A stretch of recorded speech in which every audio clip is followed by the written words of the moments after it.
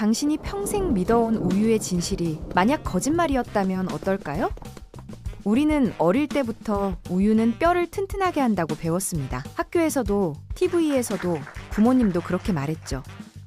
그런데 최근 연구들을 보면 우리가 알고 있던 상식이 생각보다 훨씬 복잡하다는 사실이 드러나고 있습니다. 지금부터 우유업계가 수십 년간 숨겨온 불편한 진실을 하나씩 파헤쳐 보겠습니다. 먼저 가장 널리 퍼진 믿음부터 보죠. 우유는 뼈 건강에 필수다. 우리가 평생 당연하게 받아들인 문장입니다. 하지만 연구는 다른 이야기를 합니다. 하버드 추적 연구에서 우유를 많이 마신 그룹이 골절 위험이 기대만큼 줄지 않았고 일부에서는 오히려 더 높게 나왔습니다. 의학계에서도 큰 충격이었지만 우유 업계의 강력한 로비로 대중에게 거의 알려지지 않았습니다. 국가별 통계를 보면 더 선명합니다. 스웨덴, 노르웨이, 미국처럼 연간 100리터에서 150리터의 우유를 마시는 나라들은 골다공증 발생률이 세계 최고입니다. 반대로 우유 소비량이 매우 낮은 중국, 일본, 한국은 골다공증 발생률이 훨씬 낮습니다. 우유를 많이 마시면 뼈가 강해진다. 정말 그랬다면 이런 역설적인 결과가 나올 수 있을까요? 일부 연구자들은 이렇게 설명하기도 합니다. 동물성 단백질이 체내 산성도를 높여 중화 과정에서 뼈에 칼슘을 사용하게 만들 수 있다는 거예요. 게다가 우유의 칼슘 흡수율도 생각보다 높지 않습니다. 브로콜리나 케일 같은 채소가 오히려 더 잘 흡수됩니다.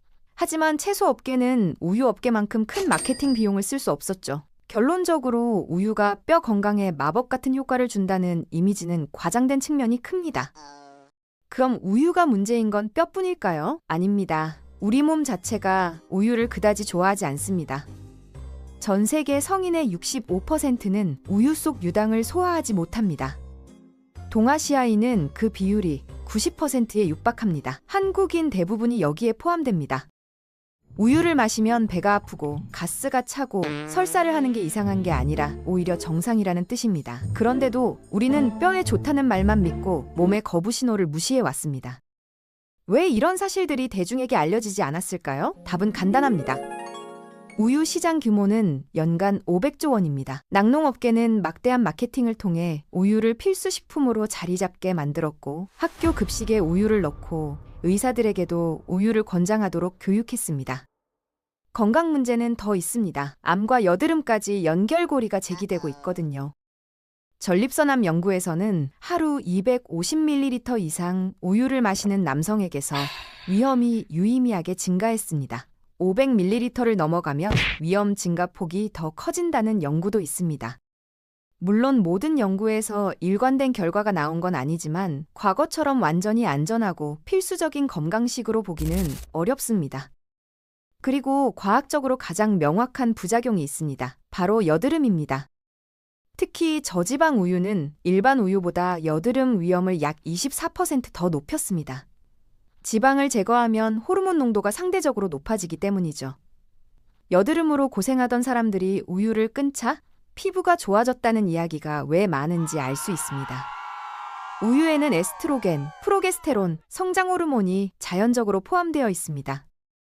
일부 국가는 우유 생산량을 늘리기 위해 젖소에게 인공 성장 호르몬을 사용하기도 합니다. 또 공장식 축산에서는 질병 예방을 위해 젖소에게 항생제를 자주 투여합니다. 미량이라도 지속적으로 섭취하면 항생제 내성 문제로 이어질 수 있습니다.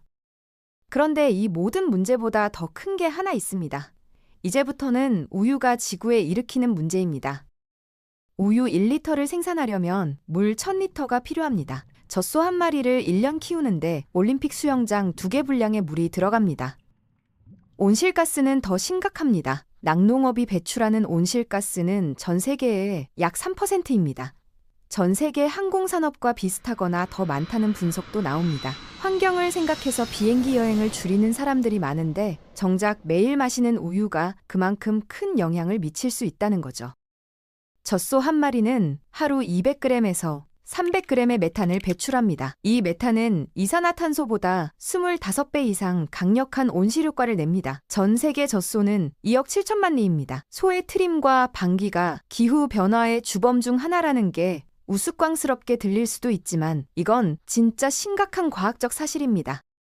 지구 농지의 33%는 가축을 먹일 사료 재배에 쓰입니다. 아마존 열대우림이 사라지는 이유 중 하나도 젖소를 방목하기 위한 목초지 때문입니다. 우리가 우유 한 잔을 마실 때마다 지구 어딘가에서는 나무가 베어지고 생물종이 사라지고 있는 셈입니다. 이제 가장 가슴 아픈 부분입니다. 동물들이 겪는 고통입니다. 대규모 공장식 축산에서 젖소들은 끊임없이 인공 수정을 당하고 임신과 출산을 반복합니다.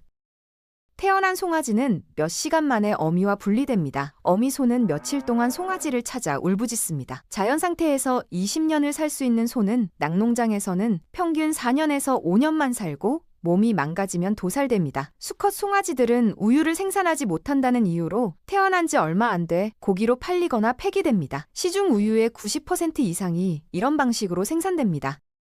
이 정도면 우유 한 잔이 꽤 무거운 선택처럼 느껴지죠. 그럼 우리는 어떻게 해야 할까요?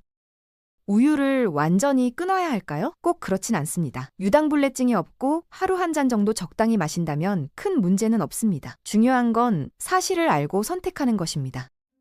대안은 이미 많습니다. 두유, 아몬드 우유, 귀리 우유, 코코넛 우유. 예전보다 맛도 좋아졌고 가격도 합리적입니다. 카페에서도 이제 식물성 우유를 선택하는 게 전혀 이상한 일이 아닙니다.